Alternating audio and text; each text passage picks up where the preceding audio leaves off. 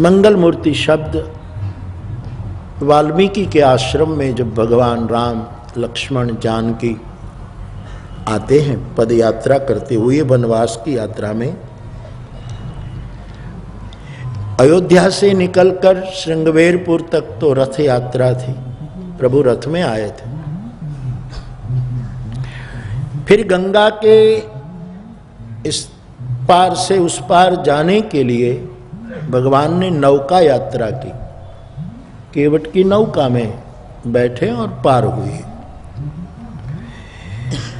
उसके बाद भगवान की पद यात्रा शुरू हुई। तो भगवान की कुछ यात्राएं हैं रामचरितमानस में। मैंने कल कहा था ना कि 9 दिवसीय अनंत की यात्रा है।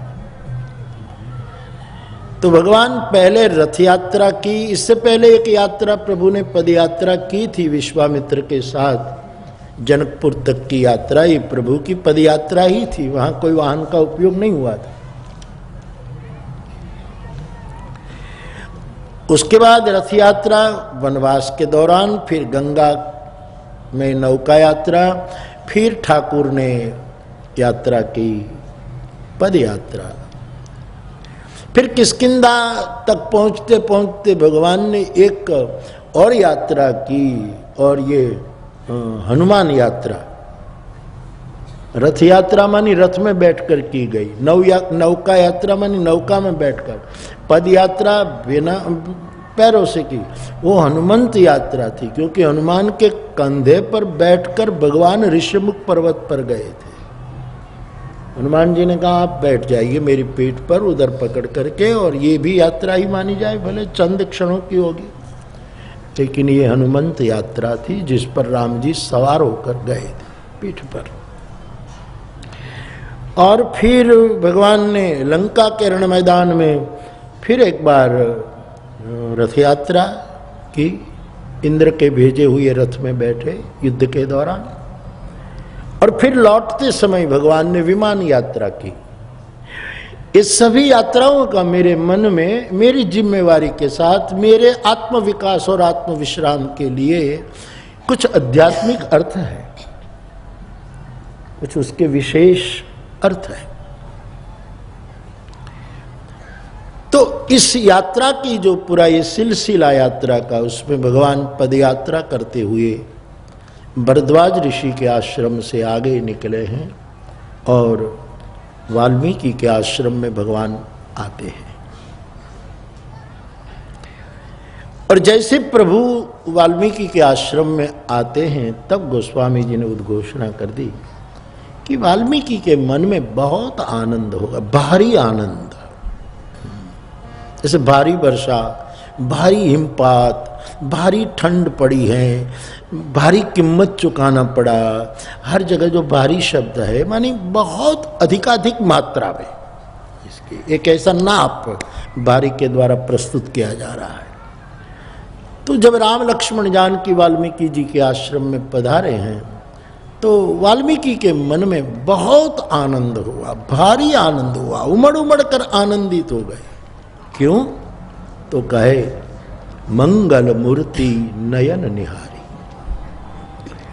ये मंगल मूर्ति को अपने नेत्रों से देख कर, जिस मूर्ति के बारे में कभी वाल्मीकि ने जिज्ञासा की थी नारद जी से, ब्रह्मा जी से, किन के पास ये जिज्ञासा नहीं ले गए थे कि ऐसा कौन व्यक्ति है इस संसार में जो गुणवान हो, हर प्रकार से संपूर्ण हो, ऐसा कौन व्यक्ति है। और जो चित्रण वाल्मीकि के सामने दिया गया था वो आज चित्रित तो राम के अवतरण से पहले कर दिया उसने कहने पर, लेकिन निहारना पहली बार हुआ है। आज पहली बार जो अपनी कथा का नायक उसने चुना है उसका दर्शन पहली बार हो रहा है।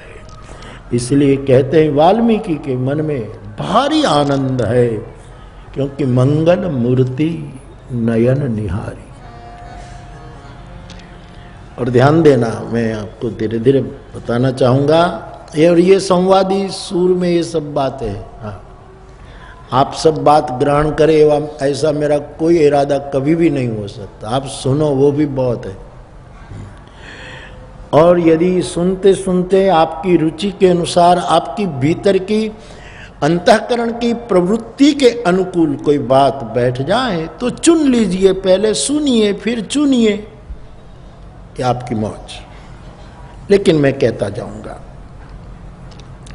यहां भगवान की मंगल मूर्ति का दर्शन करके वाल्मीकि को बाहरी आनंद हुआ है। और मेरे लिए ये बात अधिक सुलभ हो जाती है व्यासपीठ के लिए कि सबसे पहली मंगल मूर्ति की व्याख्या यहां उद्घोषित हुई। हम किसी के लिए मंगल मूर्ति शब्द का प्रयोग कर सकते हैं, जैसे कि मैंने कहा कि पूरा महाराष्ट्र क्या पूरा भारत और जहां जहां भारतीय होंगे सब गणेश जी को मंगल मूर्ति कहते हैं। इसकी बात मुझे महाराष्ट्र में सुनाने की जरूरत नहीं रहेगी। सुनाने की कोशिश करूं तो ऐसा माना जाएगा कि नानी की आगे ननिहाल की बात है, ऐसा हो जाएगा। आपसे मैं क्या कहूं। लेकिन गणेश पूजा जो कवि लोकमान्य साहब ने प्रस्थापित करने का एक बहुत भविष्य का विचार करके, देखो साहब, देश में गणपति के प्रति इतनी निष्ठा और उसकी प्रस्थापना में सबसे अधिकाधिक किसी का योगदान रहा उस काल में तो लोकमान्य तिलक जी का था। उसको मैं सलाम करूं। और ध्यान देना साहब, 500 400 500 के बीच जो आप गिन लीजिए तुलसी को कितने साल हुई, और हर घर में, हर गांव में, हर कस्बे में, गली गली पर यदि हनुमान जी की स्थापना का श्रेय किसी के नाम जा रहा है तो वो तुलसी के नाम जा रहा है। इसका भी, इस सत्य को आप अनादर नहीं कर सकते। आप काशी में देखिए, हर चौराहे पर, हर चौखट पर, हर गली पर, रामनगर के हनुमान जी देखिए, कितनी जगह पर स्वयं गोस्वामी जी ने अपने हाथों से हनुमंत प्रतिष्ठा की है। संकट मोचन खुद दिखिए साहब।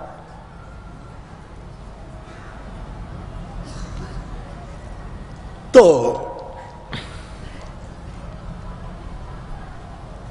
एक तो तिलक महाराज को मैं इस मौके पर मेरी श्रद्धांजलि समर्पित करता हूं कि आपने एक बहुत, तिलक महाराज ने ये काम किया। और जिसके हाथ से राम के भाल में तिलक हुआ था वो तुलसीदास जी ने हनुमान जी के बारे में, तिलक देत रघुवीर चित्रकूट के घाट पर, बई संतन की वीर तुलसीदास चंदन की, और तिलक तो तुलसी जी ने हनुमान। और ये दोनों हमारी संस्कृति के मूलतः स्तंभ है। हनुमान जी को भी मंगल मूर्ति कहते हैं और गणेश जी को भी मंगल मूर्ति कहते हैं, और दोनों हमारे देव मंदिरों में समानांतर विराजमान होते हैं, समानांतर बिल्कुल विराजमान होते हैं। तो गणेश जी को पूरा राष्ट्र, पूरा विश्व मंगल मूर्ति मानते और है अवश्य। और हनुमान जी को तो गोस्वामी जी ने विनय पत्रिका में ऑलरेडी घोषित किया ही है। तो वाल्मीकि जी के मन में बहुत आनंद हुआ मंगल मूर्ति का दर्शन करके। तो यहां एक बात है, अब आए हैं 3, ये तीनों मंगल मूर्ति है कि केवल राम को ही मंगल मूर्ति यहां माना गया है, खुलासा तो नहीं हुआ है। तो तीनों को देखकर मंगल मूर्ति नयन निहारी, ये अहोभाव व्यक्त हुआ है कि तीनों में से केवल राम जो प्रमुख है, प्रधान है, उसको देखकर, और राम को प्रधान तो मैं कह रहा हूं, वाल्मीकि तो नहीं मानेंगे ना कि राम प्रधान है, वो मेरी बात नहीं कबूल करेंगे साहब, अवश्य उसकी चेतना मना कर देगी कि ये निवेदन गलत है। वाल्मीकि रामायण में तो राम प्रधान नहीं है, सीताया चरितम महत, वो तो कहते हैं जानकी ही प्रधान है, तो सीता के चरित्र को वाल्मीकि जी प्रधानता देते हैं। तो वो शायद ऐसा कहे कि नहीं, तो उसके मन में मंगल मूर्ति सीता होगी कि सीताराम दोनों होंगे, कि शेष सहस्त्र शीश जग कारण जो अवतरे भूमि भय तारण, कि लक्ष्मण जी होंगे कि तीनों होंगे।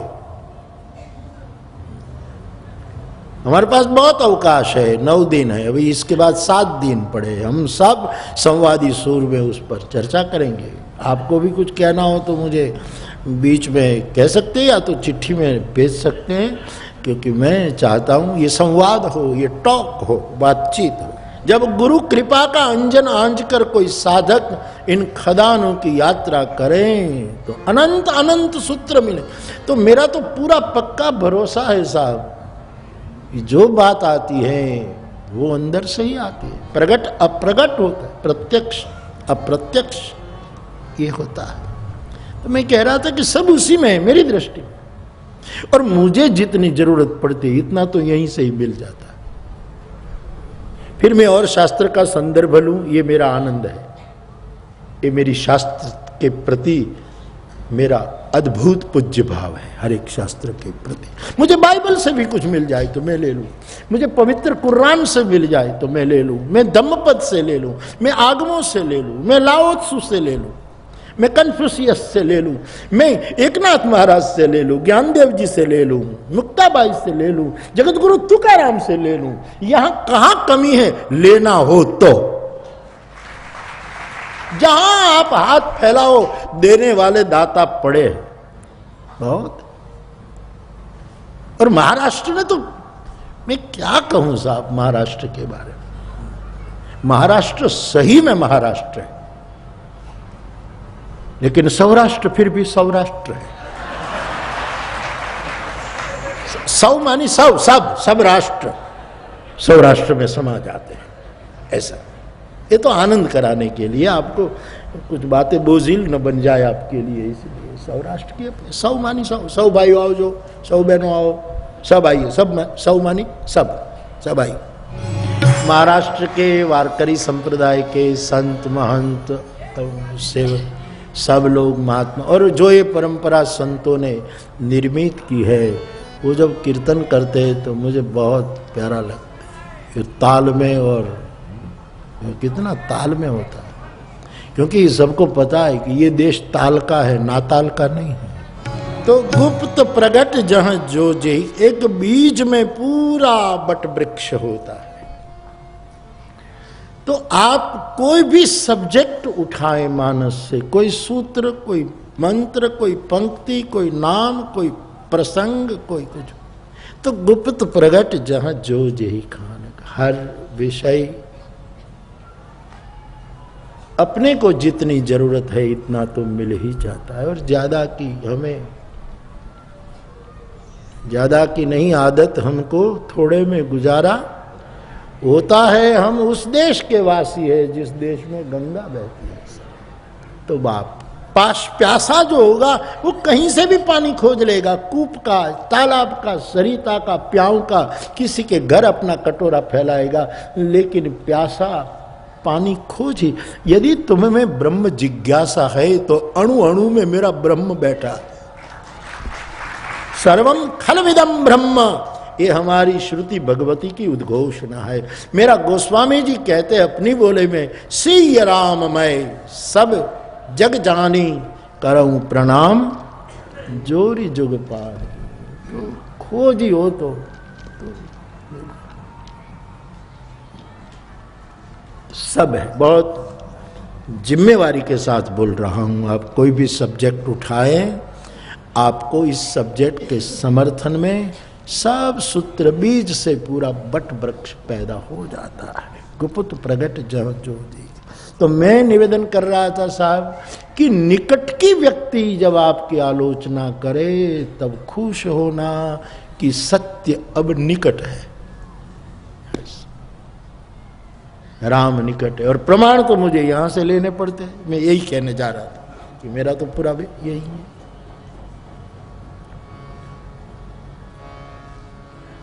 एक ही प्रसाद के भाग बने, इनमें से दशरथ को 4 पुत्र मिले, राम, लखन, भरत, शत्रुघ्न। मूलतः एक प्रसाद के मात्रा में फर्क हुआ। आधा प्रसाद कौशल्या जी को मिला, इससे राम प्रकट हुए। 1/4 प्रसाद कैकेयी जी को, इससे भरत प्रकट हुए। और 1/4 के फिर 2 भाग बने और उस सुमित्रा को मिला और सुमित्रा से 2 पुत्र प्रकट हुए। ठीक है, मूल में एक ही प्रसाद, वही यज्ञ कुंड, वही श्रृंगी, वही आहुतियां, एक में से ये विस्तार हुआ है। तो लक्ष्मण, राम, भरत, शत्रुघ्न एक है, अथवा तो 4 भाग में है। ये 4 ऊर्जाएं, 4 चेतनाएं, 4 तत्व, मूल में तो एक है। तो कितने सन्निकट रहे होंगे ये सोचिए। उसकी निकटता के लिए कौन सा नाप दूं मैं? एक ही तो है ये।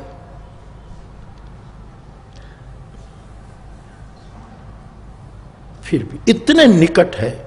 तो निकटतम व्यक्ति लक्ष्मण भरत की निंदा करने लगे हैं रामचरितमानस में। जब भरत जी चित्रकूट आए हैं और उसी समय लक्ष्मण जी जो बोले हैं भरत के बाद, इतने निकट है, एक प्रसाद से पैदा हुई है। और कितना वो बोले हैं भरत के बारे में। और गोस्वामी जी तो मर्यादा के संत है, इसलिए कुछ सुरुचि भंग न हो जाए इसका ख्याल करते करते वो लिखते हैं। कि अन्य ग्रंथों में तो लक्ष्मण जी बहुत बोल जाते हैं, पिता के बारे में, भाई के बारे में, खबर नहीं क्या क्या बोल लेते।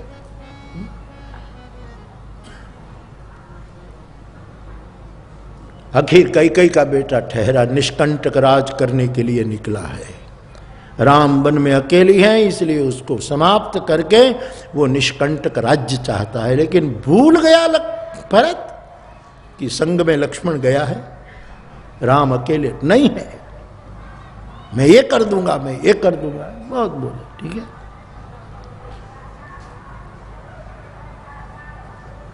निकट की व्यक्ति ने इतनी गालियां दी, तब भरत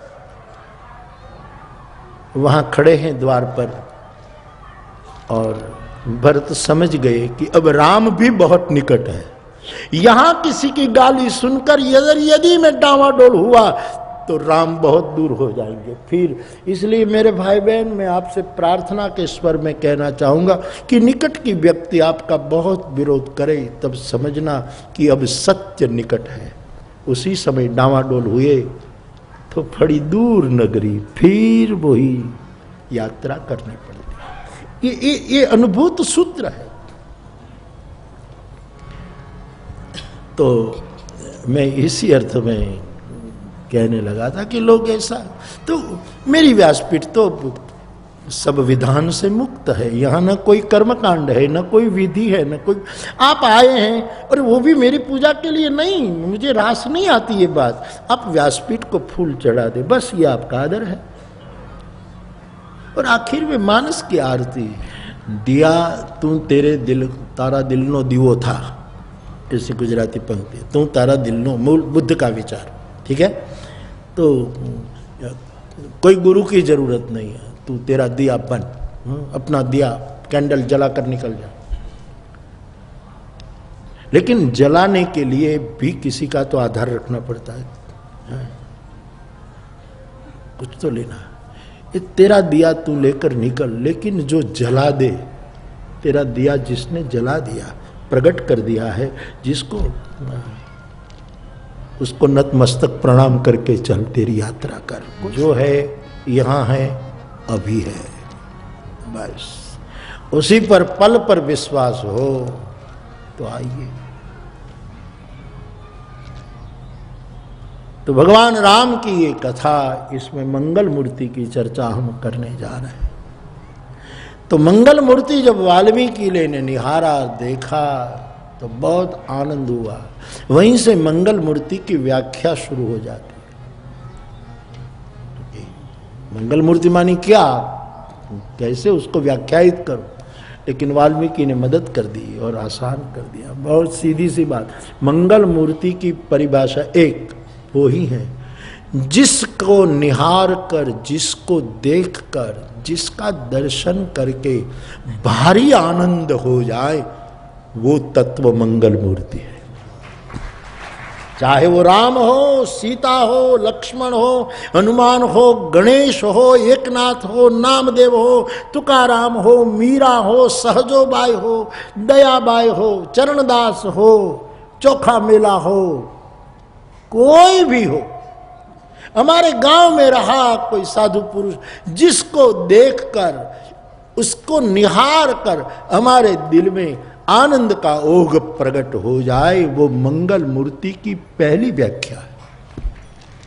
तुम्हारे बच्चे को देखकर तुम्हें आनंद का ओघ चढ़ने लगे तो बच्चा मंगल मूर्ति है। तुम्हारी पत्नी को देखकर, संभावना कम है,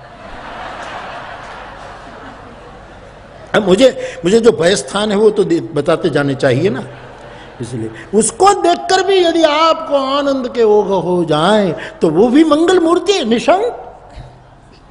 मैं उसमें जरा भी इधर उधर नहीं हो सकता।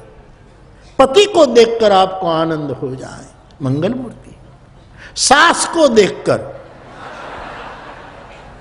यदि आनंद के भारी आनंद होने लगे तो सास मंगल मूर्ति है। बहू को देखकर आनंद हो तो सास के लिए बहू मंगल मूर्ति है। पड़ोसी को देखकर आनंद, जहां से आनंद प्रकट हो, वो जहां से प्रकट हो रहा है वो प्रकट करता तत्व मंगल मूर्ति। पंढरपुर में मैं जब दर्शन करने जाता हूं तब इतना मुझे आनंद होने लगता है, आंखें डबडबा जाती है और मुझे लगता है कि विठोबा मेरे से बात करता है। ये कोई केवल भावुक व्यक्ति का निवेदन नहीं है, गत सदी का एक मनीषा धारक व्यक्ति, प्रज्ञावान व्यक्ति का ये निवेदन है कि विठोबा को मैं देखता हूं और मेरे नेत्र डबडबा जाते हैं और मेरा स्वर रुंधने के करीब हो जाता है, मुझे देखकर आनंद होता है, वो मंगल मूर्ति। तो पहली व्याख्या, जिसको देखकर आनंद हो वो मंगल मूर्ति। अब आनंद बहुत हुआ वाल्मीकि जी को, क्योंकि राम लखन जानकी तीनों, या तो राम जो आप निश्चित करो, मैं आगे आगे उसकी चर्चा करता चलूंगा। तो मंगल मूर्ति को देखकर आनंद हुआ, इसकी एक सीधी सी परिभाषा हो गई कि जिसको देखकर भारी आनंद हो। भारी आनंद मानी हम झेल न पाए, इतनी खुशी, इतनी प्रसन्नता हो जाए, समझना वो कोई जड़ हो, चेतन हो, पौधा हो, नदी की लहर हो, आकाश में उड़ता पक्षी हो, कोई पाबंदी नहीं है। मंगल मूर्ति सीमा में आबद्ध नहीं है, हरि व्यापक सर्वत्र समाना। जिसको देखकर आनंद हो वो मंगल मूर्ति। मंगल मूर्ति की दूसरा भाष्य, जिसको देखकर अकारण आंखें डबडबाने लगे तब समझना ये मंगल मूर्ति है। आंखें भर आए, भाव जगने लगे, अकारण कोई उससे लेना नहीं है और वरना कुछ स्थूल रूप में देने वाला भी, फिर भी अकारण। राजकौशिक का शेर याद आ रहा है, उसने देखते ही मुझे दुआओं से भर दिया। राज का शेर है ये। उसने देखते ही मुझको दुआओं से भर दिया। उसने मुझको देखा, मैंने उसको देखा और मैं भर गया पूरा। उसने देखते ही दुआओं से भर दिया। मैंने तो अभी सजदा भी नहीं किया था, मैंने तो न सलाम की थी, न प्रणाम किया था, न चरण स्पर्श किया था, न बंदगी की, कोई विधि विधान नहीं, केवल देखा और घटना घट गई। देखते ही बात बन जाए, जिसको देखते ही एक भाव का उद्रेक होने लगे, आंखें डबडबाएं, भाव जगने लगे। अरे साहब, देखने की बात भी छोड़ दो और आगे बढ़ो कि किसी का नाम सुनकर भी आंखें डबडबाने लगे। कोई याद करे, कोई उसकी स्मृति कराए, स्मृति दे दे।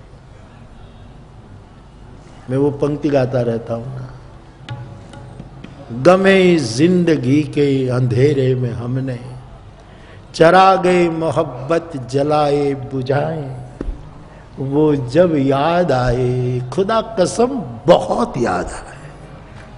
तेरी याद, तेरी स्मृति, तेरा सिमरन, ये मंगल मूर्ति का संकेत। गमे जिंदगी के अंधेरों में हमने चरा गए मोहब्बत, कई बार जलाए कई बार बुझाए, क्योंकि वो जब याद आए। खुदा कसम तो मैं डाल रहा हूं अंदर पंक्ति में, खुदा कसम नहीं। फिर कोई फिर शंका करे बापू ने ऐसा कर, मुझे तो बहुत ध्यान रखना पड़ता है। विवेक से सुनिएगा साहब। वो जब याद बहुत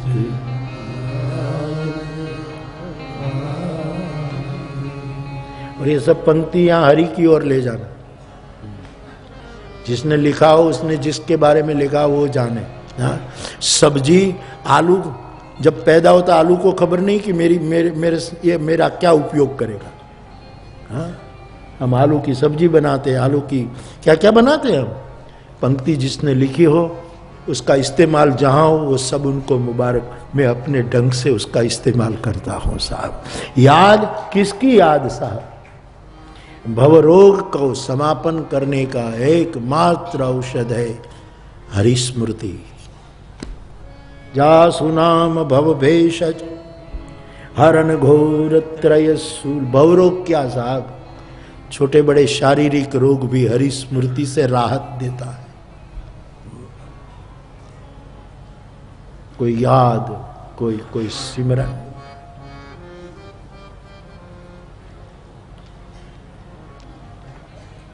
न काम हुआ न दुआ से न दवा से, और आज शिकवे भी कबूल होते हैं। दातारी गाता था, अब तो शिकवे।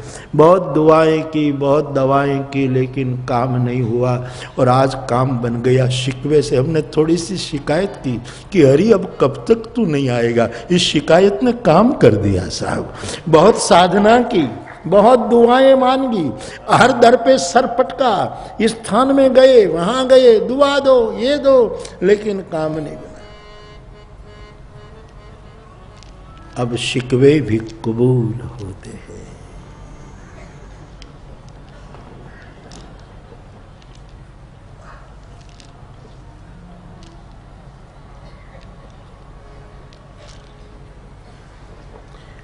धुन निकल गई दातारी की, ये धुन है।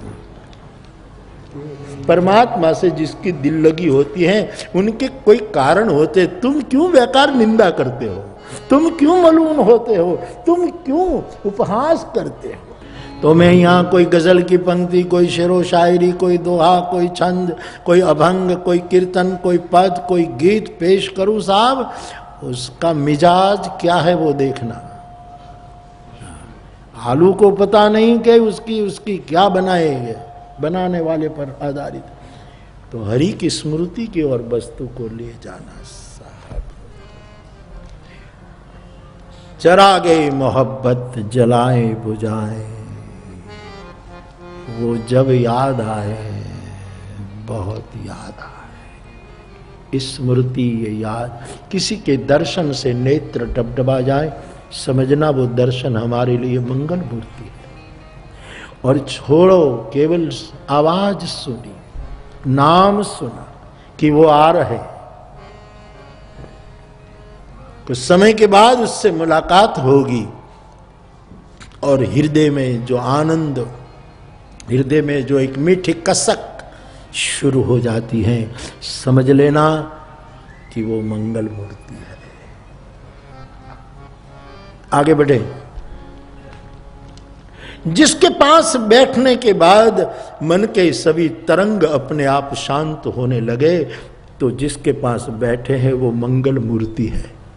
हमारी समस्त अमंगलता का ध्वंस हो जाए जिसके समीप बैठने से।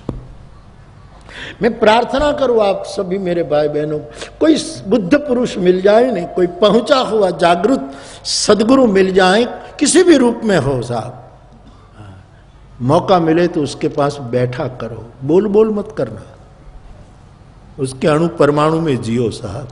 उसकी आंख की झलक मिल जाए और तुम्हारे कंधे पर हाथ रखकर कभी पूछ ले कि कैसा हाल है, तो समझना कि तुम्हारे हाथ में मोक्ष दे रहा है साहब। दाताओं की महिमा, बादशाहों की महिमा कुछ बिलक सी होती है साहब।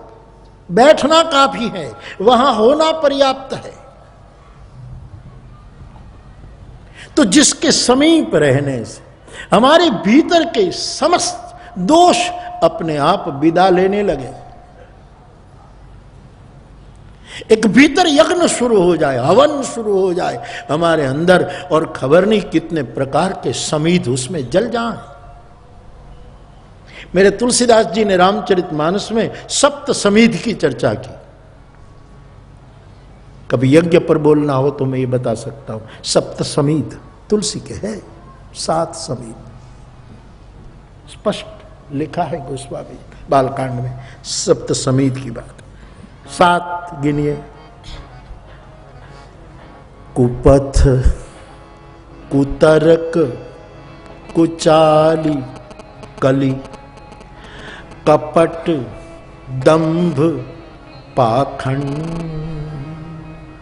वो यज्ञ आप करें ने उसमें सप्त समीध, हमारे शास्त्र में सप्त समीध की व्यवस्था है, 7 प्रकार के समीध, ये व्यवस्था है सप्त समीधा। तुलसी कहते हैं कि तुम्हें भीतरी यज्ञ करना है, किसी मंगल मूर्ति का सामीप्य मिल जाए, अपने आप वो अरणि मंथन हो जाएगा और अग्नि प्रज्वलित हो जाएगा, उसमें 7 समीध आहूत हो जाएंगे। उसके नाम लिखे तुलसी ने, कुपथ।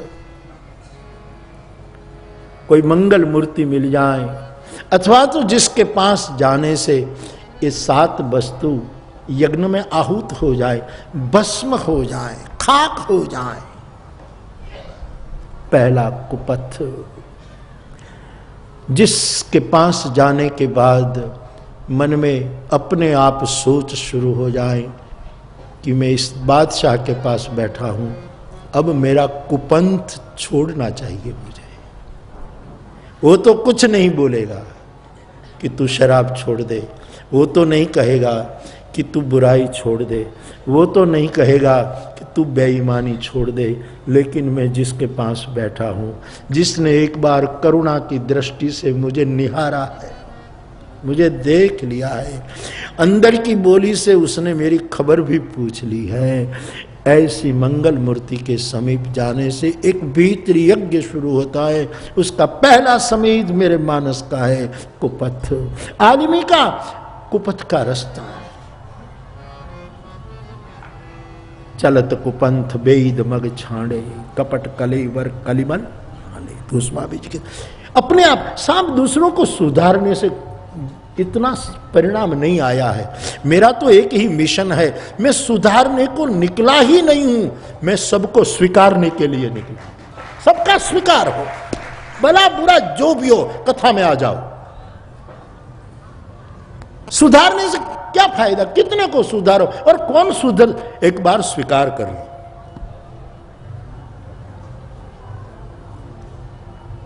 प्यार करो, स्वीकार करो, दुलार से उसको बैठने दो निकट। व्यसन छूटेंगे, अपने आप छूटेंगे, खराब रास्ता छूट जाएगा। मैं बीच बीच में कभी कभी कह भी देता हूं कि ऐसा करो ऐसा करो, बाकी मेरा ये इरादा नहीं। आप आओ, आपकी आत्मा पुकारे, उसके अनुकूल निर्णय करो। हो सकता है व्यासपीठ जैसी मंगल मूर्ति, व्यासपीठ, हाँ भाई, फिर ऐसा मत करना मोरारी बापू मंगल मूर्ति। मुझे तो ये जो पत्र आया तब से मैं मेरे लिए मंगल मूर्ति है। तो वो मंगल मूर्ति समझना कि जिसके समीप जाने के बाद हमारा गलत रास्ता हम छोड़ देते, स्वाभाविक।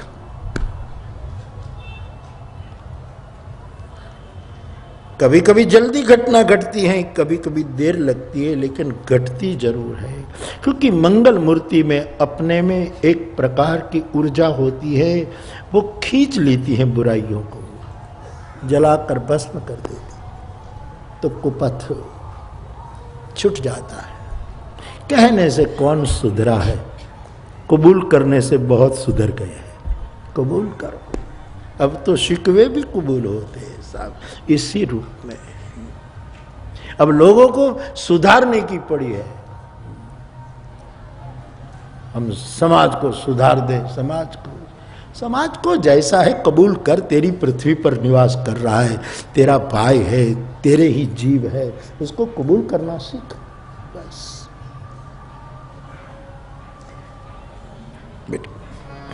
तो कुपथ, कुतर्क तर्क होने चाहिए, कुतर्क नहीं होने चाहिए। सतर्क रहना चाहिए, सावधान रहना चाहिए। बिना सोचे अंधता से कुछ मत पकड़ो, लेकिन कुतर्क से बचे। जिसके पास बैठने से, सामीप्य पाने से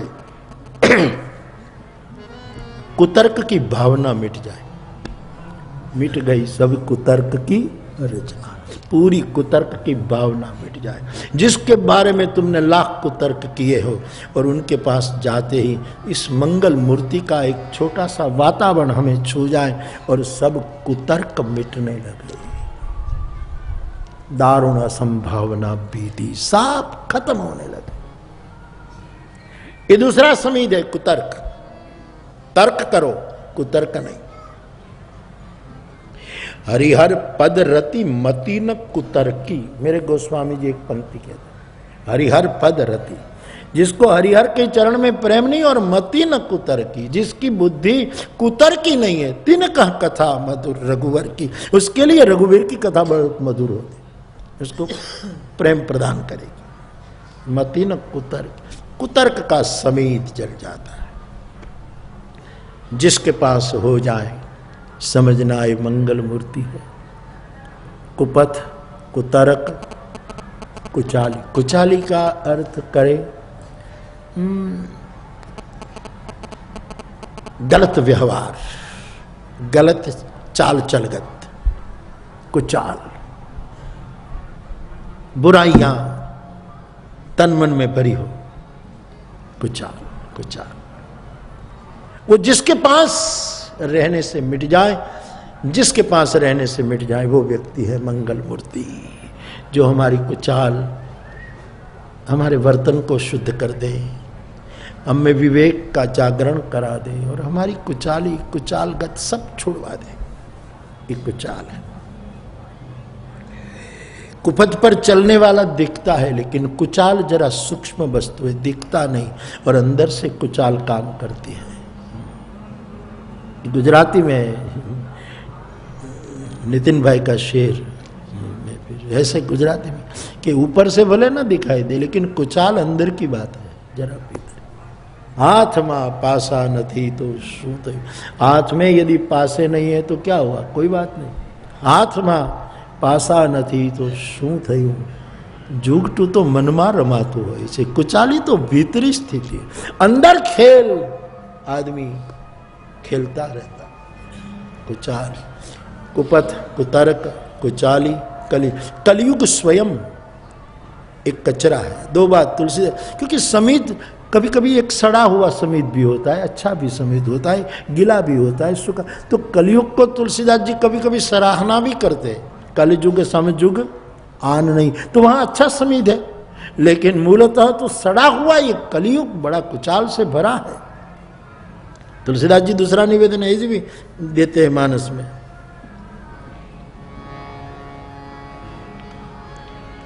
कलि केवल मल मूल मलिना, पाप पयो निधि जन मन मी। वहां कलियुग की आलोचना की है।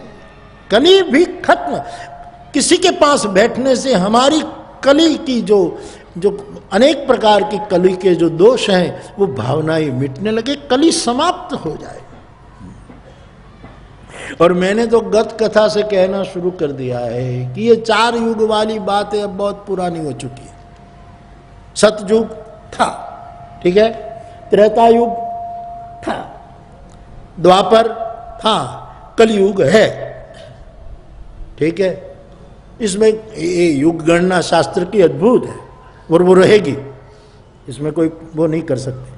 था कहूं कि है कहूं, मेरे कहने से कुछ घटना नहीं घट जाएगी। लेकिन अब आपको ऐसा नहीं लगता 21वीं सदी के हम लोग हैं और कथा सुनते हैं, अब एक 5वें युग की जरूरत है और उसका नाम होना चाहिए प्रेम युग।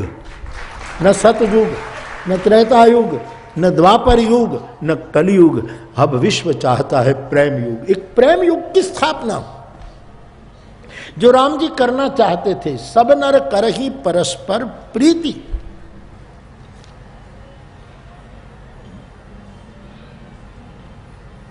एक कथा हम शब्दों में बोलते हैं, ठीक है, मैं वक्तव्य देता हूं तो ये शब्द बोलता हूं, तो ये हमारी एक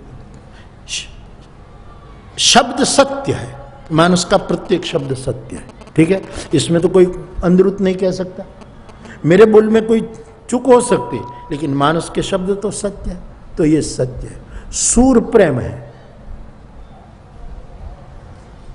सूर प्रेम है। जब मैं कोई गाना चाहूं और ये मुझे सुर दिया जाए, ये बजाय, सूर प्रेम है।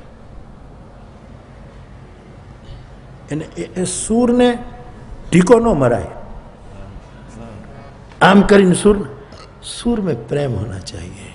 मेरी दृष्टि में सूर प्रेम का प्रतीक है, इसलिए तो हम गाते हैं, मिले सुर मेरा सब नर करहि परस्पर। देखिए, मानस का शब्द सत्य है, उसके साथ जुड़ता है सूर, वो प्रेम है, और स्वर करुणा है। करुणा ही स्वर है, करुणा। कोई भी आखिरी गीत गाते गाते गाते करुणा में ही उसका विसर्जन होता है। हमारे अच्छे अच्छे गायक जब गाते थे साहब, जब उसकी आखिरी भैरवी होती थी तो सब चुप हो जाते थे। एक करुणा। भारत रत्न पंडित भीमसेन जी को मैं याद करूं, एक वातावरण शांत, स्वर में करुणा होनी चाहिए। स्वर करुणा, सूर प्रेम, शब्द सत्य, वही तो हमारी त्रिवेणी गांव गांव घूम रही है। ये शब्द, सूर और स्वर की ये त्रिवेणी, उसी का नाम है राम कथा। मैं उसी को इसी रूप में लेता हूं।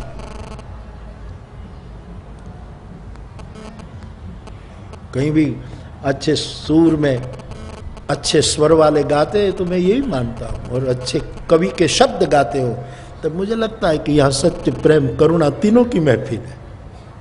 ये तीनों की महफिल जम रही, और राम कथा तो मेरे लिए सदा सदा ये तीनों प्रवाह का संगम है। जहां शब्द का सत्य, जहां सूर का प्रेम, और जहां स्वर की करुणा है, जहां कोई स्वर कठोर नहीं, स्वर की मृदुता, इसी रूप में सत्य, प्रेम, करुणा, इस समन्वय। तो मैं निवेदन कर रहा हूं मेरे भाई बहन, कुचाली और कली। कली के जो दोष है वो मिटाए नहीं मिटेंगे। किसी बुद्ध पुरुष के पास बैठने से 5वां युग शुरू हो जाता है, उसका नाम है प्रेम युग। अब लोग बहुत गिनती तो शास्त्रों में सतयुग के कितनी साल हुई, कितने वर्ष तो है, गिनती तो है साहब, आप गिन लीजिए, मुझे याद नहीं। कथानकों में इतने साल तक सतयुग चलता है, फिर त्रेता इतने चलता है। मैं पूछूं, तुम्हारा प्रेम युग यदि 1 मिनट चले तो भी बहुत अच्छा हो जाता है। तो बाप, विश्व को जरूरत है प्रेम युग की। उसी को गोस्वामी जी राम राज्य कहते हैं, उसी को विश्व वंद्य गांधी बापू, महात्मा गांधी बापू इसी राम राज्य की बातें करते रहते थे। सब नर पर करहि परस्पर प्रीति। तो कलयुग समाप्त हो जाए। अब देखो, हम और आप कथा में बैठे, तब तक मैं नहीं मानता कि कलयुग अब कोई अपना प्रभाव डाल सके, असंभव है। लेकिन कलयुग बाहर खड़ा होगा, गेट के बाहर। यहां से हम निकलेंगे, तुरंत हाथ पकड़ लेंगे कि दोस्त कहाँ था यार 3 घंटे से, फिर हाथ पकड़ लेता है, फिर हमारी। लेकिन ये 3 घंटे भी कोई महत्व के नहीं, ऐसी नहीं। इतनी कली से मुक्ति ये कोई सामान्य बात नहीं, क्योंकि मानस ये मंगल मूर्ति है। तो कुपथ, कुतर्क, कुचाली, कली, कपट। पांचवा समीध है कपट। कपट, कपट छूट जाए। तुलसीदास जी कपट शब्द का भी महत्व के प्रसंग में उपयोग करते हैं। छोड़ने से कहाँ छूटता है। अपने स्वार्थ के कारण हम अच्छा सोचते हैं कि नहीं करना चाहिए, फिर भी सब अपने अपने निजी जीवन में कपट नहीं करते क्या? अपने व्यवहार में कपट नहीं करते? शास्त्रों ने तो युगों से कहना शुरू किया कि कपट छोड़ो, कपट छोड़ो। क्या छूटता है? छूटेगा, अपने आप आहुति हो जाएगी कपट रूपी समीध की। किसी बुद्ध पुरुष जो मंगल मूर्ति हो, उनके पास जीने से कपट छूटे।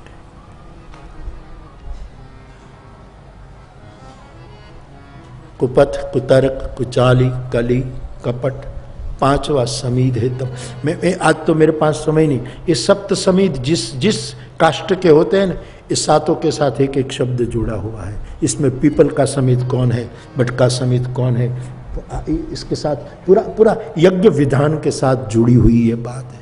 इसलिए तुलसी तुलसी है, तुलसी तुलसी है साहब, अद्भुत। दंभ एक समीध है। दंभ।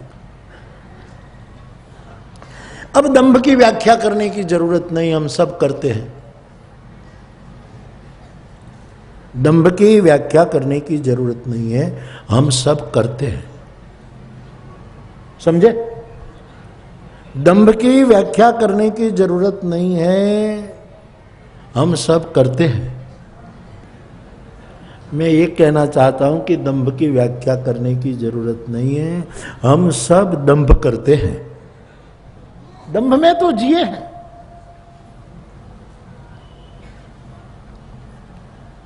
अंदर कुछ है और बाहर दिखाना कुछ है, उसका बुद्धिपूर्वक आयोजन, उसी का नाम दंभ है। सीधा साधा, बस बुद्धिपूर्वक। बेहोशी में हो तो क्षम्य है, बुद्धिपूर्वक आयोजन, अंदर कुछ नहीं।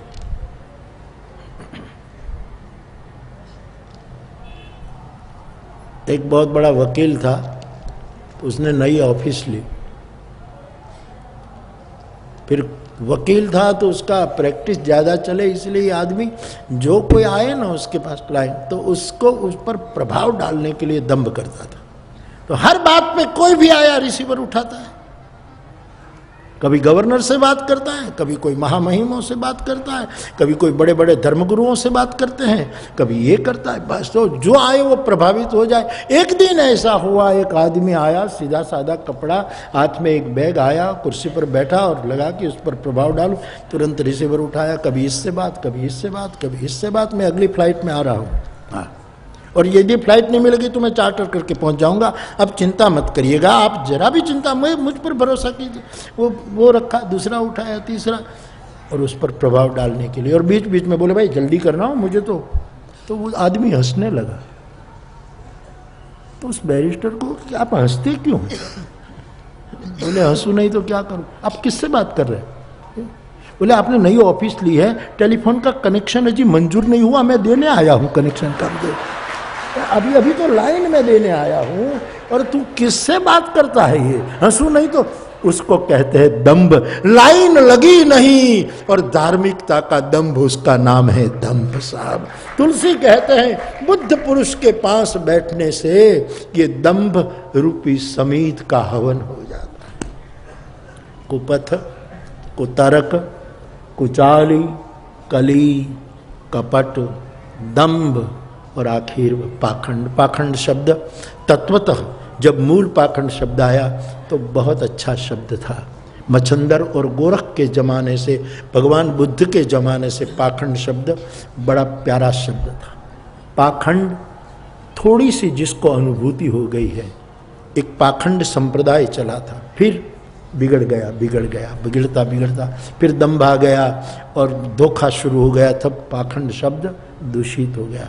पाखंड का अर्थ है पूर्ण नहीं तो कम से कम उसका 1/4 खंड जिसने महसूस कर लिया है साधना में, पाप भाग का अनुभव कर लिया है, उसको पाखंड कहते हैं। फिर तो गोरख तक आते आते पाखंड बहुत शब्द वो दम आ गया, इसलिए चेत मसंदर गोरख आया, ये सब फरेब की बातों में फिर गोरख धंधा शब्द आया हमारे, ये सब गोरख धंधा है, ये बातें आए।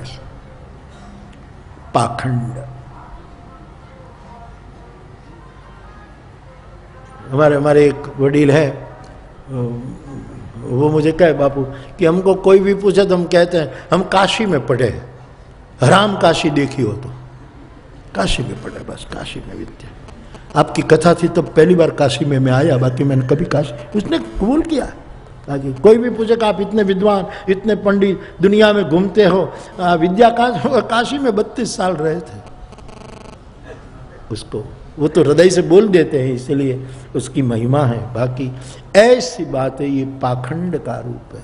पाखंड सप्त समीत का हवन हो जाता है।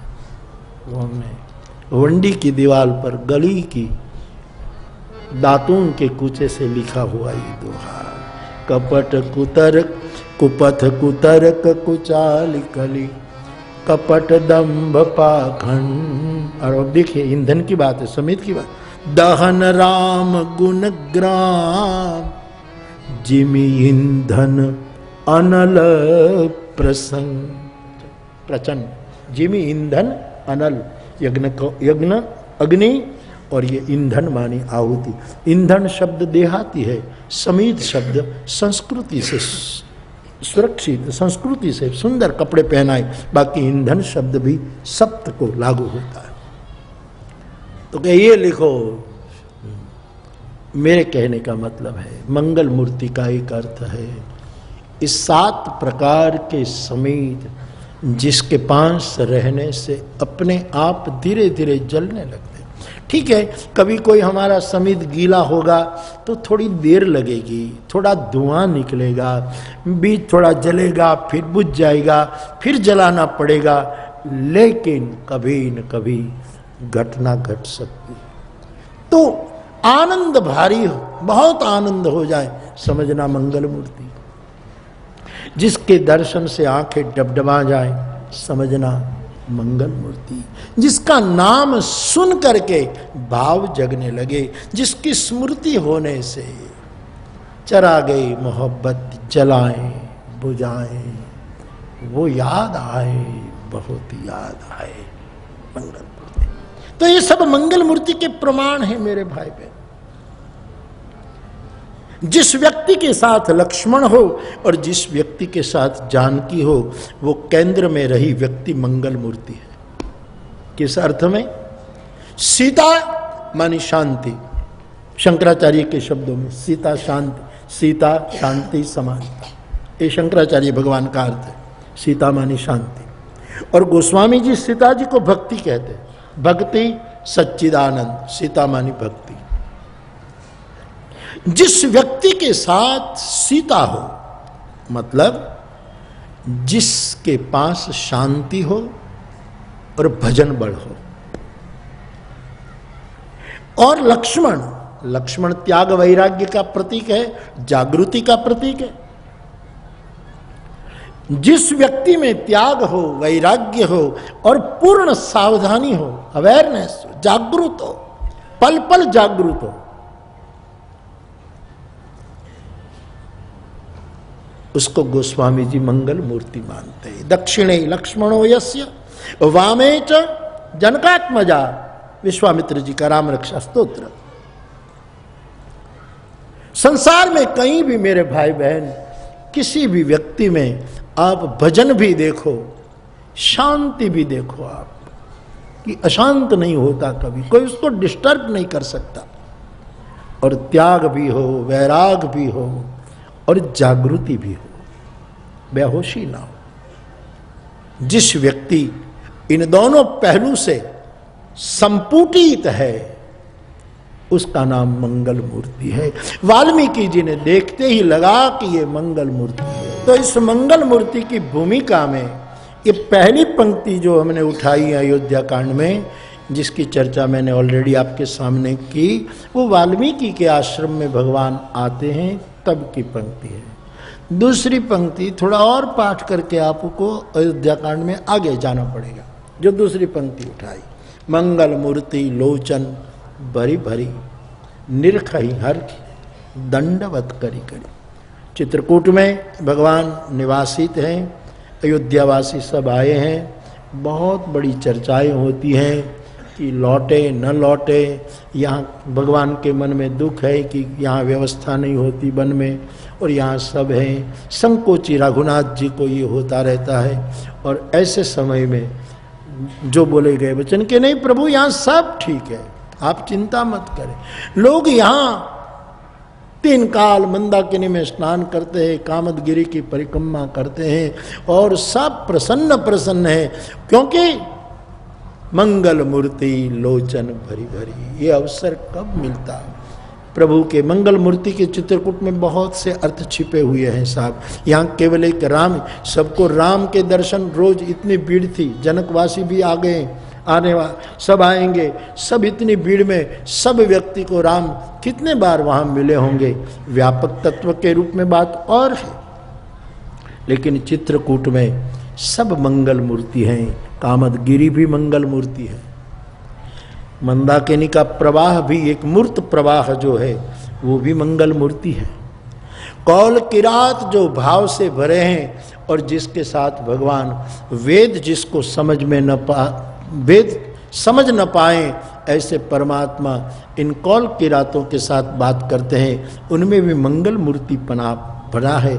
और वनश्री जो पूरी चारों और जिसमें रघुवीर और सियाजू विहार करते हैं, ये पूरी वनश्री भी मंगल मूर्ति है। तो कई अर्थ में जहां नजर जाती है लोगों की, नेत्र भर भर कर ये मंगल मूर्ति की झांकी करते हैं। और राम जी को बार बार दंडवत, इन सभी को आज भी आप कामदगिरी में जाओगे तो संदर्भ क्या है मुझे खबर नहीं, लेकिन लोग दंडवत करते करते दर्शन करते। कामदगिरी स्वयं मंगल मूर्ति है। तो मेरे भाई बहन, ये दोनों पंक्तियां कहाँ से ली गई उसका थोड़ा परिचय मुझे आपको भूमिका के रूप में देना था। आप उसको मानस में से खोज लीजिएगा। नंबर क्या है? 125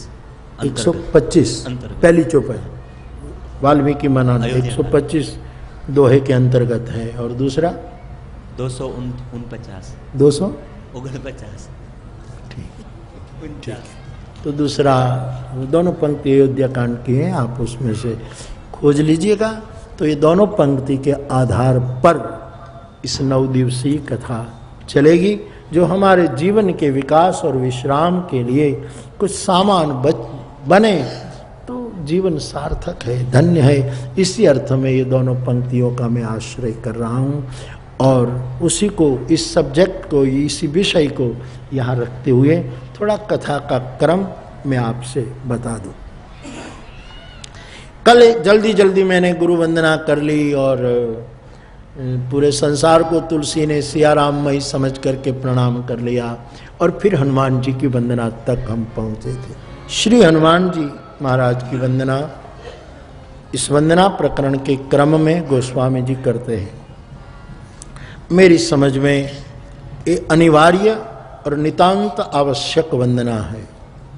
इसको राम मंदिर में, जिसको राम कथा में, जिसको राम रस में, जिसको राम मंत्र में, जिसको राम तत्व की तात्विक चर्चा में प्रवेश करना है, उसको हनुमंत की वंदना किए बिना प्रवेश नहीं मिलता। हम हनुमान चालीसा में पढ़ते हैं, नितांत आवश्यक तत्व है हनुमंत तत्व। मेरे भाई बहन, उसके बिना प्रवेश नहीं मिलता।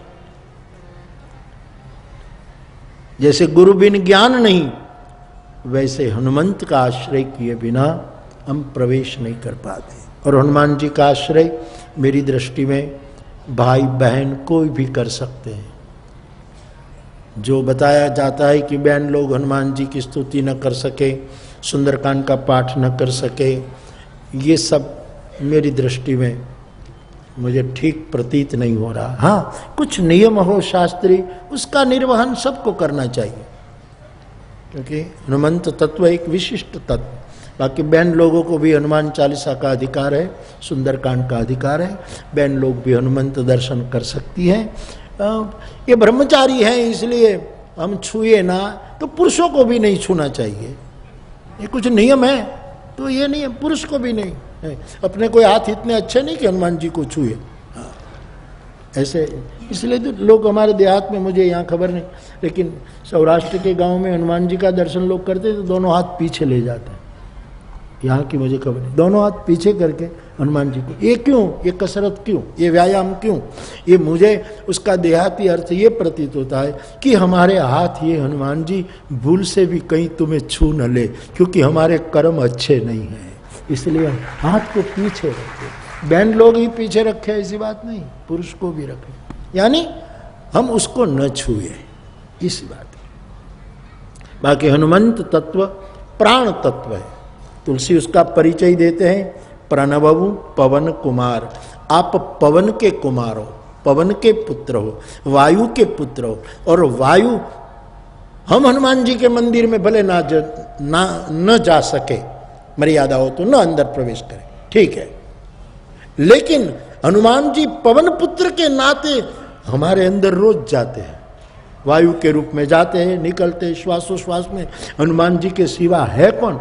हनुमान जी इस तट से लंका में जाते, लंका से इधर आते हैं, वैसे अंदर भी हमारी नाभि से नासिका तक हनुमंत छलांगी ही चलती है।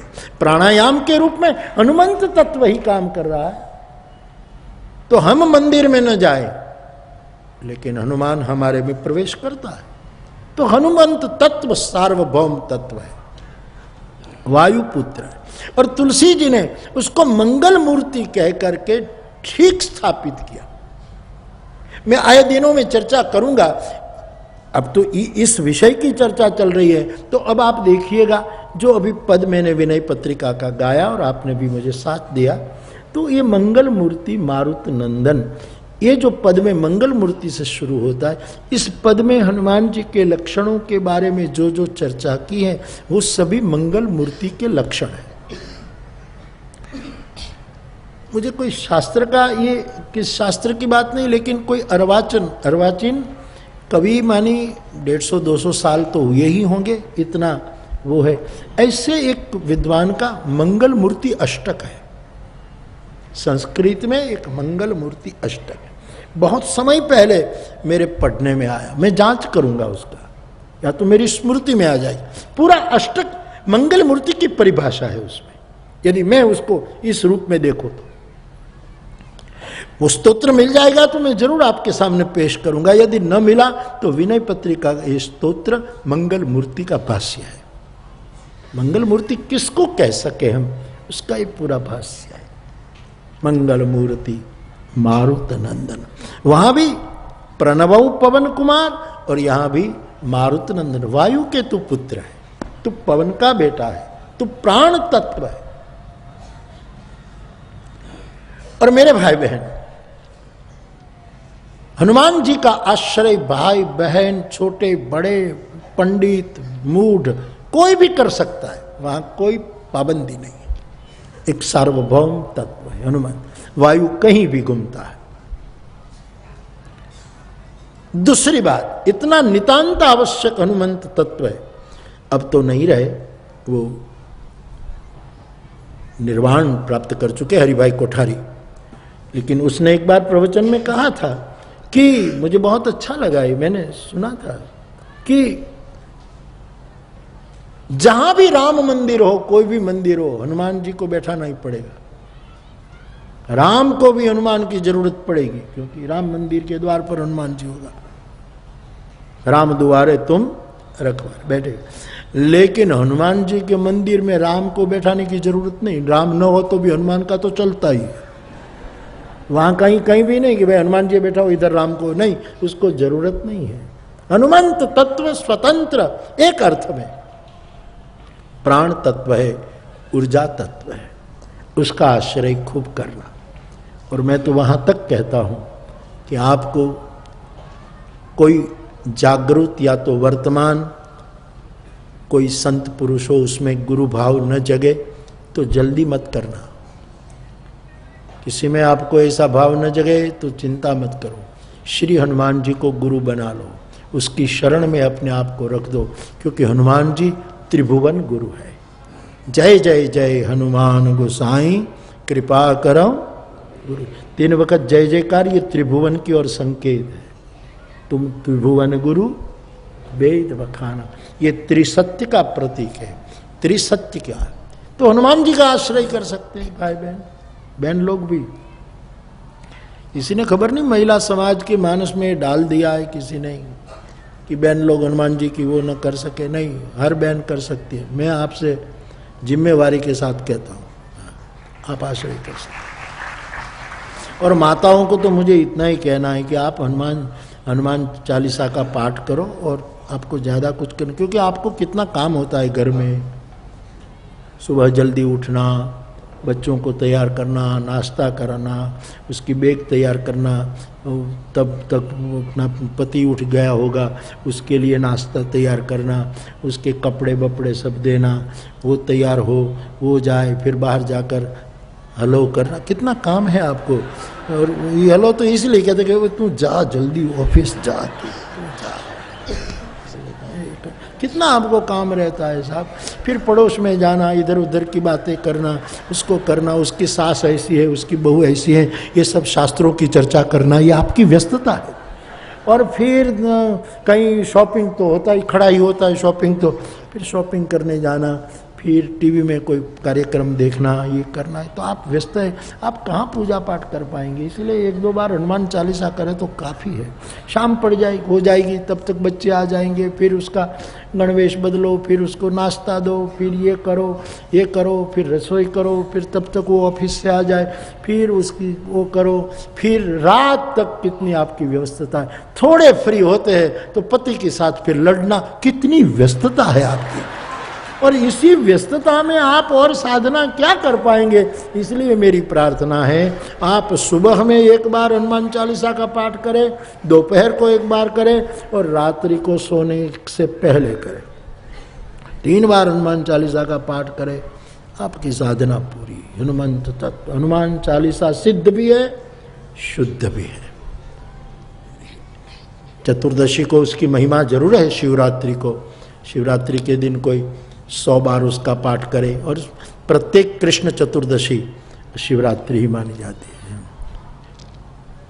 है। एक टीचर ने विद्यार्थी को पूछा था कि 1 साल में रात्रि कितनी होती है। उसने कहा 10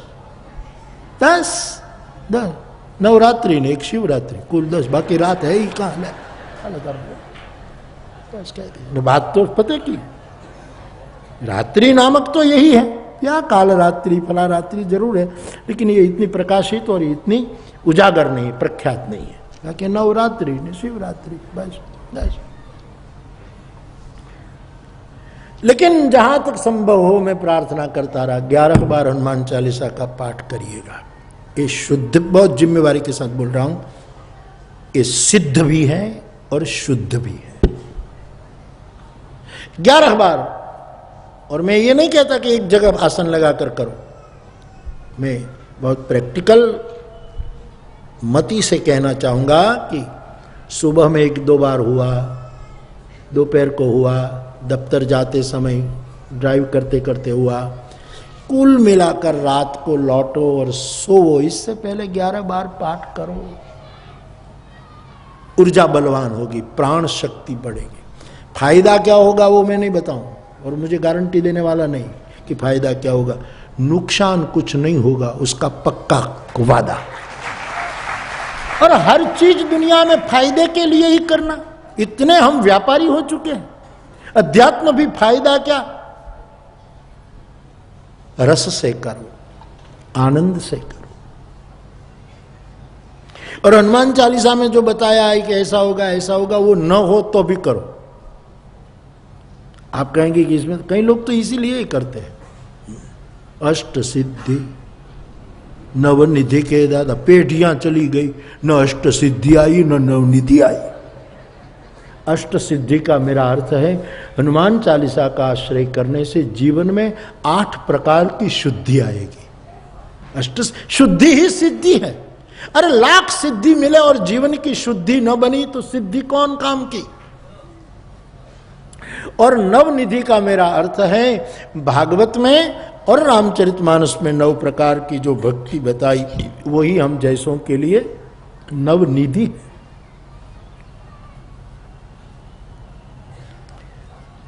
तो फायदा क्या हो वो छोड़ो, प्रेम से करो।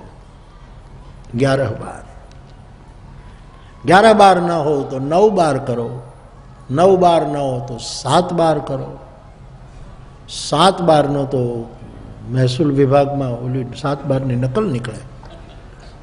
महसूल 7 बार નો દાખલો કાઢવો પડે पंचायत में, 7 बार की तो 7 बार करो यार। 7 बार नहीं तो 5 बार करो, 5 बार नहीं तो 3 बार कम से कम करो, सुबह दोपहर शाम को। 3 बार न कर सको तो जब भी करना हो 1 बार करो, सुबह दोपहर जब भी आपको करना हो 1 बार करो। 1 बार भी आपको यदि समय न मिले तो श्री गुरु चरण सरोज रज निजमन मुकुर सुधार वरनम रघुवर विमल जस जोदा एक पलचार, ये बोल करके फिर जय जय जय हनुमान गोसाई कृपा करो गुरुदेव की नाई, फिर पवन तनय संकट हरण मंगल मूर्ति रूप राम लखन सीता, पूरा इतना करो। ये भी आप यदि न कर सको तो आदि अंत छोड़ दीजिए, केवल जय जय जय हनुमान गोसाई कृपा करो गुरुदेव की ना, इतना करो काफी। ये भी यदि आप न कर सको तो खाली जय जय जय बस हुई जाओ, बात पूरी। यार जितना मैं रियासत देश में आपको दे सकूं फायदा इतना कर सकता हूं। अरे ये भी यदि न कर सको तो कृपया करबद्ध मेरी प्रार्थना है कि जो करते हैं उसकी आलोचना मत करो, ये भी काफी है।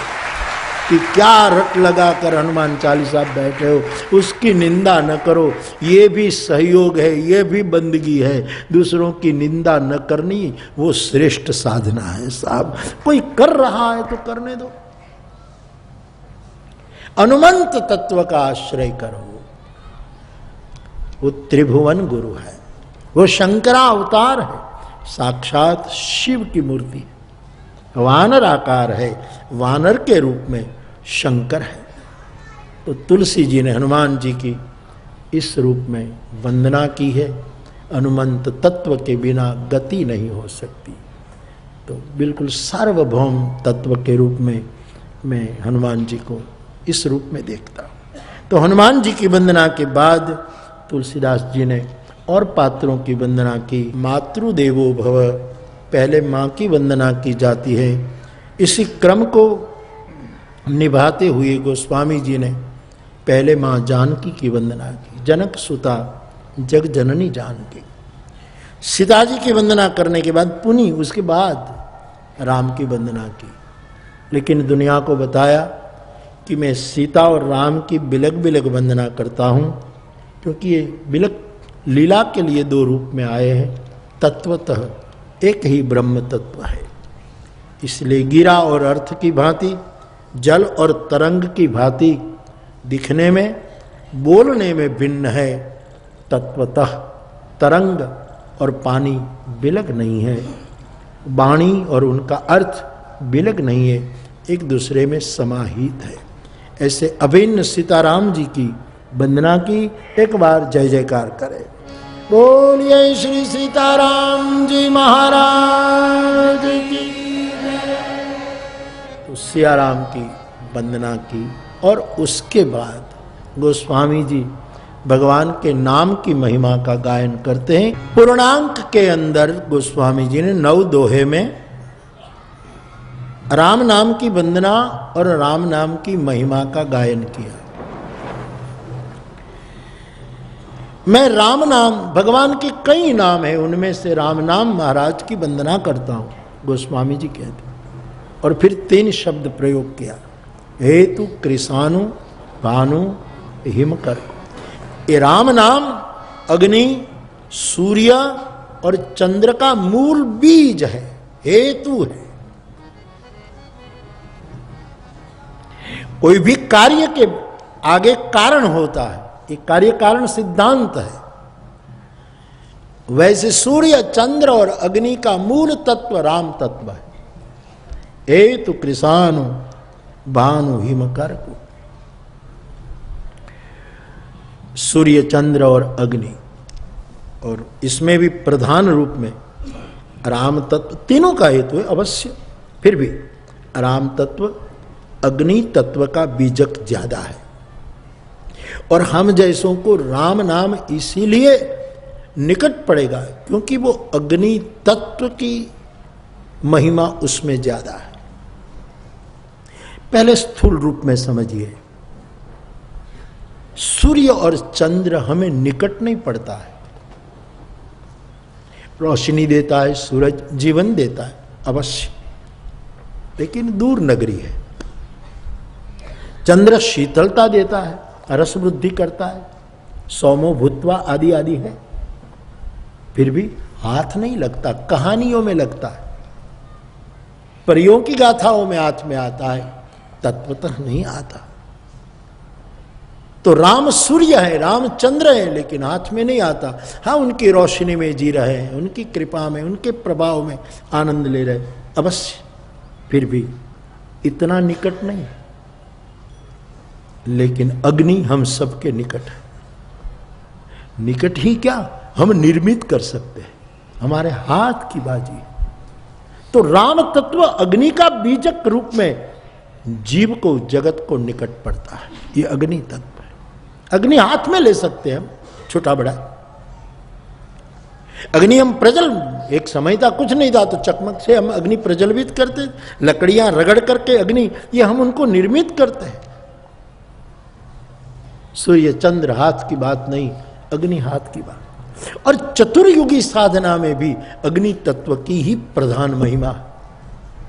सतयुग में ध्यान बहुत होता था, आदमी सतयुग में ध्यान करते, ध्यान में भी अग्नि तत्व की प्रधानता है। जिसका अग्नि तत्व कमजोर, वो ध्यान नहीं कर सकता। इंगला पिंगला सुषुम्ना, ये सब बड़ी योगी और की बातें, हमको समझ में मुश्किल है। लेकिन ये नाड़ी भेदन जो है, सूर्य चंद्र और अग्नि जो नाड़ी है, इसमें अग्नि की जो प्रधानता है, उसमें ही ध्यान की महिमा है। इसलिए राम तत्व अग्नि के रूप में ज्यादा, सतयुग में भी राम तत्व की महिमा। अब त्रेता में यज्ञ, यज्ञ में तो अग्नि चाहिए ही चाहिए, राम के बिना यज्ञ कैसा, बिना अग्नि तो यज्ञ नहीं। फिर द्वापर में पूजा अर्चा, घंटों तक पूजा, उसमें दीपक के रूप में और निराजन में आरती के रूप में अग्नि की प्रधानता। इसके बिना पूजा पूरी नहीं होगी, आरती के बिना, तो वहां अग्नि की प्रस्थापना है। और कलयुग में जप यज्ञ है, यज्ञानाम जप यज्ञोस्मि, तो उसी में भी एक भीतरी तीव्रता, जिज्ञासा पैदा करते। विवेक, तुलसीदास जी कहते हैं अग्नि की बहुत पुण्य, विवेक पावक कहाँ, अग्नि, अग्नि तत्व बहुत निकट पड़ता है। तो राम नाम सबको बहुत निकट पड़ता है। मेरा ये कहना जरा भी नहीं है कि आप और नाम ले, वो ठीक नहीं। सब नाम उनके हैं, हरेक नाम प्रभु के, कृष्ण, शिव, राधा, दुर्गा, अल्लाह, ईश्वर, जो नाम लो, लेकिन फिर भी बीज तत्व में राम नाम की अपनी अनूठी महिमा है। फिर तुलसीदास जी कहते हैं कि गणेश जी ने, भगवान शंकर ने राम नाम को महामंत्र समझकर रटा। केवल 2 अक्षर रा और म, वो महामंत्र है। आगे श्री नहीं, श्री आया तो उसका रूप बदल जाता है, उसका दूसरा मंत्र बन जाता है, खराब नहीं होता। लेकिन महामंत्र तो केवल 2 ही अक्षर, रा और म, बस। जुग अक्षर ही महामंत्र है। तो शिव जी की मानसिकता में ये महामंत्र है। गणेश जी ने इस भूमि पर राम शब्द लिखा, परिक्रमा की दुनिया में प्रथम पूज्य हो गए, प्रतिष्ठित हो गए गणेश जी, मंगल मूर्ति बन गए। वाल्मीकि जी ने उल्टी बुद्धि से नाम स्मरण किया, जगत में विशुद्ध हो गए, स्थापित हो गए। पार्वती को शिव ने कहा कि देवी सहस्त्र नाम का पाठ आप करती हैं, एक बार राम श्रद्धा से बोलो, सहस्त्र नाम के बराबर हो जाएगा। तब से पार्वती भी राम शब्द का मंत्र का अनुभव करने लगी। और भगवान शंकर के सामने जब विष आया तब उसने विषपान राम बोलते बोलते किया, तो विष और राम मिल गए और शंकर को विश्राम हो गया। एक संधि बन गई, विष और राम। कालकूट फल दिन अमी को, कालकूट भयंकर विष ने अमृत का फल दिया राम नाम के माध्यम से। तो राम नाम की बड़ी महिमा, सब नाम उनके, लेकिन राम सरल है, सबल है, क्या नहीं है। फिर कहते हैं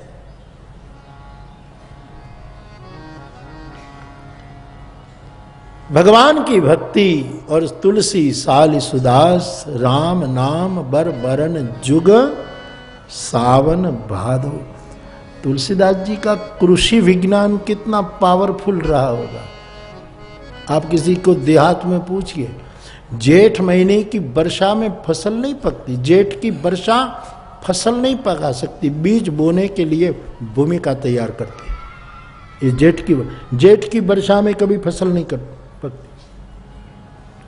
आषाढ़ की वर्षा में बोई हुई बीज को विकसित होने का अवसर मिलता है आषाढ़। लेकिन कोई भी किसान इस सत्य का इनकार नहीं, फसल पकती है, अनाज पकता है सावन और भादव की 2 महीने की वर्षा में ही मबलक पाक उतरता, पहले की वर्षा नहीं कर सकती, और उसके बाद जाने से भी बिगड़ सकता है अनाज।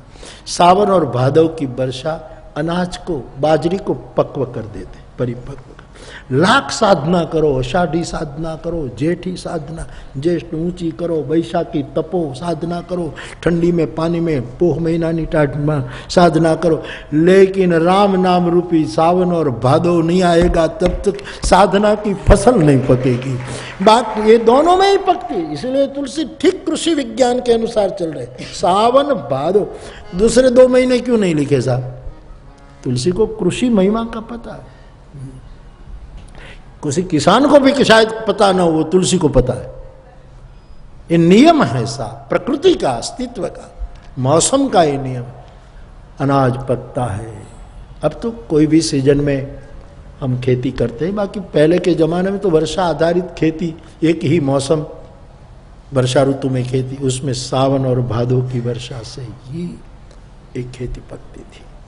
तो सावन भादो मास, और सावन शंकर का महीना, भादो पितामह ब्रह्मा का महीना, पितृओं का महीना, और सबसे बड़ा पितृ ब्रह्मा है। भादो मास में हम श्राद्ध करते हैं, ये करते, ये पितृओं का, और सबसे बड़ा पितृ प्र पितामह है ये आदमी, इतना बुजुर्ग है, जरठ है। इसका मतलब ये हुआ कि राम नाम की उपासना करो, लेकिन और फलित होगी तब जब शंकर ज्यादा कृपा करेंगे और तुम्हारे पितृओं की कृपा उतरेगी, तब राम नाम में रुचि जन्मेगी। पूर्वजों का पुण्य काम करेगा, पितृओं की कृपा काम करेगी, और शंकर भगवान पितृ बीच में आए, पितृ परेशान करे, ऐसे विधानों का मैं चर्चा नहीं करता। पितृ की अनुग्रह, हमारे नारद भक्ति सूत्र में लिखा है, जो भगवान के नाम संकीर्तन करेगा, भक्ति मार्ग में कीर्तन करके गाएगा, उनके पितृ स्वर्ग में नृत्य करते हैं, पितृ नाचते हैं, ऐसा भक्ति सूत्र में लिखा है। पितृ की कृपा और महादेव की कृपा, ब्रह्मा और शंकर की कृपा राम नाम की फसल पकाते हैं, क्योंकि ये दोनों महीने उनके हैं। पूरा सावन महादेव का और पूरा भादो, आधा तो आधा, पूरा तो नहीं लेकिन पूरा। ऋषि पंचमी से आप उसकी गिनती शुरू कर दीजिए साहब, आगे पंचमी से ले जाओ, भादो की पंचमी से, ऋषि पंचमी से, और भाद्रपद पूरा, इसमें श्राद्ध पक्ष आता है। ये तो विधान, ये सब करना चाहिए, विधि विधान। एक माताजी अपने पति को श्राद्ध कर रही थी, तो खीर बना करके, जैसे यहाँ मुझे महाराष्ट्र में खबर नहीं, लेकिन सौराष्ट्र में तो लोग खीर लेकर श्राद्ध करते हैं, तो कौवों को इसे उड़ाते हैं खीर, कौवे मकान पर आकर बैठते हैं और उसको उड़ाए खीर। तो अपने पति के का श्राद्ध कर रही थी और बेटा बगल में खड़ा था, तो 2-3 बार उसने खीर उड़ाई, कौवे ने खाई नहीं। तो एकदम गुस्सा आ गया। तो बेटे ने कहा, माँ तू क्यों गुस्सा करती है? बोले ये तेरा बाप कौवा, पितरू, उसको श्राद्ध कर। उसको मुझे पूरी जिंदगी का मुझे अनुभव है कि घर की रसोई उसने कभी खाई है। दूसरा दे तो अच्छा लगता है, मैं पकाऊं वो खाते ही नहीं। उसने ऐसा अर्थ किया ये श्राद्ध है कि क्या है, गाली गलौज शुरू हुआ। लेकिन बेटा भी तो उनका। उसने कहा, माँ ऐसी बात नहीं है, ये मेरे पिताजी आए हैं ना कौवे के रूप में और खीर नहीं खाते, तेरी रसोई अच्छी नहीं लगती, ऐसी नहीं। मैंने जिंदगी भर देखा है कि तेरी उपस्थिति में मेरे पिता खा ही नहीं सकते थे। तू हट जा, देख सब खीर न उड़ा दे तो मुझे बताना, लेकिन तू खड़ी है इसलिए नहीं खा पाता हूं। पितरों की कृपा से राम नाम और ज्यादा फलित होता है। इसलिए राम नाम बरबरन जुग सावन भादो मास, और राम नाम को भीगे महीनों की उपमा दी है। रसपूर्वक भावपूर्वक प्रेम से यदि कोई राम नाम ले, वरना बिना प्रेम रीजे नहीं तुलसी नंद किशोर। इसी रूप में राम नाम की बड़ी महिमा मानस में लिखी है। चारों युग में राम नाम की महिमा है। ध्रुव, प्रहलाद आदि सभी महापुरुषों ने हरि नाम का आश्रय किया है। पूरा चरित्र, पूरा एक नामचरित मानस ऑलरेडी लिखा है। जैसे रामचरित मानस वैसे नामचरित मानस है। राम ने जो जो लीलाएं की है त्रेता युग में सशरीर, कलयुग में वो नाम सभी लीलाओं को सफल कर देते हैं। तो राम से बड़ा राम का, बिंदु जी का बहुत प्यारा पद भी है उसके ऊपर। तो राम नाम की बड़ी प्यारी महिमा है। मेरे भाई बहन, राम शब्द महामंत्र है। आपके गुरुजनों ने, आप किसी से दीक्षित हो और आपको मंत्र ऑलरेडी मिल चुका है तो उसी पर श्रद्धा रखकर जपिएगा। लेकिन कहीं से यदि मंत्र न मिला हो तो ये सार्वभौम मंत्र है, प्रभु का नाम, हरि का नाम। जिस नाम में आपकी रुचि हो उसी नाम में रटो। एक कलयुग नाम की मौसम है। भाव से, कुभाव, अभाव से कैसे भी नाम जपने की छूट दे दी गई है। मंत्र में विधि विधान लागू हो जाता है, अनुष्ठान करना पड़ता है। नाम केवल अनुराग से जपे और नाम की अतुलनीय ताकत है। तो प्रभु के नाम की मौसम कलयुग है। हम और कहाँ बड़े बड़े यज्ञ कर पाएंगे, कहाँ घंटों तक ध्यान कर सकेंगे, कहाँ घंटों तक पूजा पाठ करेंगे। हरि नाम का आश्रय एक कलयुग की महिमा है। तो प्रभु का नाम का आश्रय खूब करो। चैतन्य महाप्रभु सामान्य महापुरुष नहीं थे। उसकी साधना, उसका साक्षात्कार, उसका वेद शास्त्र ज्ञान अतुलनीय माना गया। लेकिन जब नाम महिमा का अनुभव हुआ, सब शास्त्र बहा दिए और ऊर्ध्व बाहु होकर केवल एक ही बात, हरि बोल, हरि बोल, हरि बोल का नारा लगाया। महाराष्ट्र के सभी संतों ने विट्ठल विट्ठल विट्ठल करके नाम स्मरण किया है।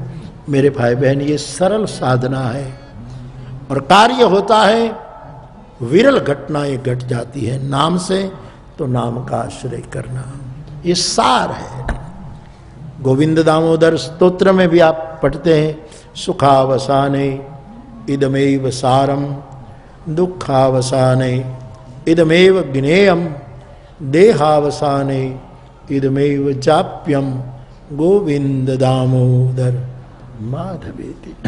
केवल प्रभु का। राम कथा में क्या है? बोले प्रभु का उदार नाम है जो अति पावन है और श्रुति पुराण का सार है। एकमात्र अंतिम वस्तु है राम नाम, प्रभु का नाम। मेरा राम संकीर्ण नहीं है, कोई भी नाम लो वो उन्हीं का नाम है। तो प्रभु का नाम की गोस्वामी जी ने बहुत महिमा गाई। संतों ने भी कलयुग में राम नाम की या तो हरि नाम की ही महिमा गाई है। और कुछ साधना कर सको आपको नमन, आपको प्रणाम।